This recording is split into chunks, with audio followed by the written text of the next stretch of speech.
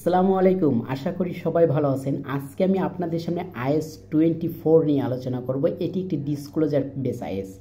এই IS-24 কিন্তু related party সম্পর্কে আলোচনা করা হয়েছে, তাই আমি সংক্ষিপ্তভাবে আজকে আপনার IS-24 নিয়ে আলোচনা করব। অর্থাৎ আমার আলোচনার বিষয় থাকবে তিনটি: আপনার রিলেটেড পার্টি কারা বা কাকে বলে, এবং রিলেটেড পার্টি সম্পর্কে কেন প্রকাশ করা প্রয়োজন, এবং কি কি বিষয় আপনি প্রকাশ করবেন, সেই সকল বিষয় নিয়ে আমি সংক্ষিপ্তভাবে আপনাদের সামনে আলোকপাত করব। প্রথমেই আসা যাক আপনার রিলেটেড পার্টি কারা। রিলেটেড পার্টি আপনার কোনো রিপোর্টিং এন্টিটিকে যারা ইনফ্লুয়েন্স করার ক্ষমতা রাখে, অর্থাৎ আপনার ফিনান্সিয়াল স্টেটমেন্টের যে পলিসি আছে, নোট পলিসি, এই পলিসি নোটে যারা কোনো প্রভাব বিস্তার করার মতন যারা ক্ষমতা রাখে, তারা হচ্ছে কিন্তু আপনার রিলেটেড পার্টি। এখন এই রিলেটেড পার্টি কারা? রিলেটেড পার্টি কোনো পার্সন হতে পারে বা এন্টিটি হতে পারে, অর্থাৎ ব্যক্তি বা সত্তা হতে পারে। যেমন পার্সনের মধ্যে হতে পারে যে রিপোর্টিং এন্টিটির যদি কোনো আপনার প্যারেন্টস কোম্পানি থেকে থাকে, এই প্যারেন্টস কোম্পানি কিন্তু একজন রিলেটেড পার্টি। এবং আপনার রিপোর্টিং এন্টিটির যদি আপনার কোনো সাবসিডিয়ারি কোম্পানি থেকে থাকে এবং অ্যাসোসিয়েট থেকে থাকে, জয়েন্ট ভেঞ্চার থেকে থাকে, এরাও কিন্তু আপনার রিলেটেড পার্টি হিসেবে গণ্য হয়। এবং এই রিপোর্টিং এন্টিটির যে আপনার প্যারেন্টস কোম্পানি আছে, প্যারেন্টস কোম্পানি যদি তাদের সাবসিডিয়ারি কোম্পানি থেকে থাকে, এই সাবসিডিয়ারি কোম্পানিও কিন্তু আপনার রিলেটেড পার্টি হিসেবে গণ্য করা হয়। এবং কোনো আপনার পটেনশিয়াল আপনার সিগনিফিকেন্ট ইনভেস্টর যারা আপনার ধরেন একটি বিনিয়োগ করে থাকে 50% বা 35% বা তার উপরে যারা আপনার বিনিয়োগ করে থাকে, এমন কোনো আপনার এন্টিটিও কিন্তু আপনার রিপোর্টে রিলেটেড পার্টি হিসেবে গণ্য করা হয়। অর্থাৎ আপনার এমন কোনো ব্যক্তি বা পার্সন যারা আপনার কোনো কোম্পানির কোনো একটি পক্ষের সিদ্ধান্ত নেওয়ার ক্ষেত্রে যারা প্রভাব বিস্তার করতে পারে, এমনই ব্যক্তি বা এন্টিটিকে হচ্ছে আপনার রিলেটেড পার্টি বলা হয়। এবার আসুন, আমরা তো এন্টিটি বললাম, অর্থাৎ আপনার এন্টিটি বললাম, সত্তা বললাম যে এরা হচ্ছে আপনার রিলেটেড পার্টি হতে পারে। এবং পার্সনের মধ্যে কি রিলেটেড পার্টি আছে?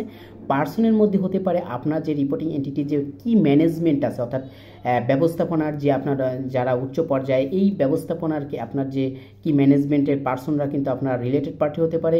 এবং এই কি ম্যানেজমেন্টের আপনার মেম্বারদের যে আপনার ফ্যামিলি মেম্বার আছে, এই ক্লোজ ফ্যামিলি মেম্বাররাও কিন্তু আপনার রিলেটেড পার্টি হতে পারে।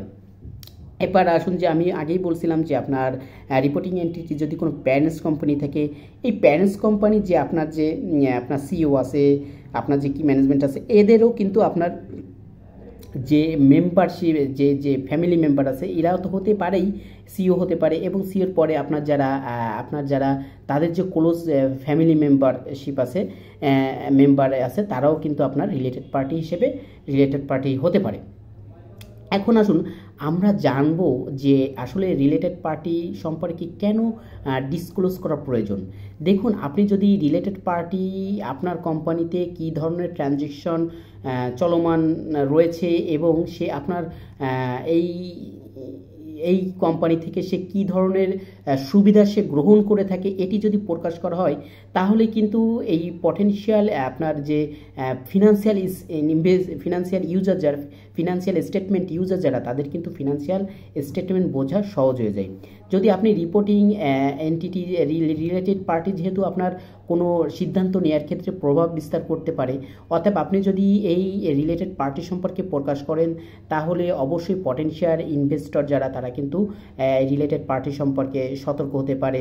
এবং আপনার একজন রিলেটেড পার্টি আপনার কোন ধরনের ফ্যাসিলিটিস আপনার কোম্পানিতে দেয় এবং কী ধরনের ফ্যাসিলিটিস সে কোম্পানি থেকে নেয়, এই সম্পর্কে যদি আপনি নোটে উল্লেখ করে দেন, তাহলে কিন্তু অবশ্যই আপনার আদার যে পার্সন ব্যক্তিরা আছে, তারা কিন্তু ঝুঁকি এড়িয়ে চলতে পারে। তো এই জন্যই কিন্তু আমাদের রিলেটেড পার্টি সম্পর্কে কিন্তু ডিসক্লোজ করা কিন্তু প্রয়োজন। এখন আসুন আমরা জানবো যে আপনি রিলেটেড পার্টি সম্পর্কে কি প্রকাশ করবেন। আপনি রিলেটেড পার্টি সম্পর্কে প্রকাশ করবেন হচ্ছে রিলেটেড পার্টির নাম এবং নেচার অফ দ্য রিলেশনশিপ, সে কী ধরনের সম্পর্ক এই কোম্পানির সাথে বহন করে, এবং আপনি রিলেটেড পার্টির যে ধরনের ট্রানজ্যাকশন বহন করে এবং ট্রানজ্যাকশনের যে অ্যামাউন্টটা, এর পরিমাণটা কত, এই সম্পর্কে আপনি আপনার প্রকাশ করবেন। এবং এই রিলেটেড পার্টির আপনার যে আউটস্ট্যান্ডিং ব্যালেন্স সে চলমান আছে কিনা এবং এই আউটস্ট্যান্ডিং ব্যালেন্সের জন্য সে কী ধরনের শর্তর সাথে সে জড়িত আছে, সে সকল বিস্তারিতভাবে আপনার কিন্তু প্রকাশ করতে হবে। অর্থাৎ একজন রিলেটেড পার্টি কোম্পানির সাথে যে সকল ধরনের লেনদেন ট্রানজেকশন সে চলমান রয়েছে সকল বিষয় আপনাকে একটু প্রকাশ করতে হবে। যেহেতু যারা আপনার এই ফিনান্সিয়াল স্টেটমেন্ট যারা ইউজারকারী আছে এবং যারা পটেনশিয়াল ইনভেস্টর আছে এবং আদার পারসন, তাদের যেন এই সহজে এই ফিনান্সিয়াল স্টেটমেন্ট তারা যেন বুঝতে পারে এবং অন্য পারসন যেন তাদের রিস্ক এড়িয়ে চলতে পারে এবং পটেনশিয়াল ইনভেস্টর যারা তারা যেন সচেতন হতে পারে। তো এই জন্যই কিন্তু একটা রিলেটেড পার্টি একটা কোম্পানির জন্য কিন্তু খুবই খুবই গুরুত্বপূর্ণ। তা ধন্যবাদ সবাইকে। এটাই ছিল আমার সংক্ষিপ্তভাবে IAS 24 আলোচনা। ভালো থাকবেন।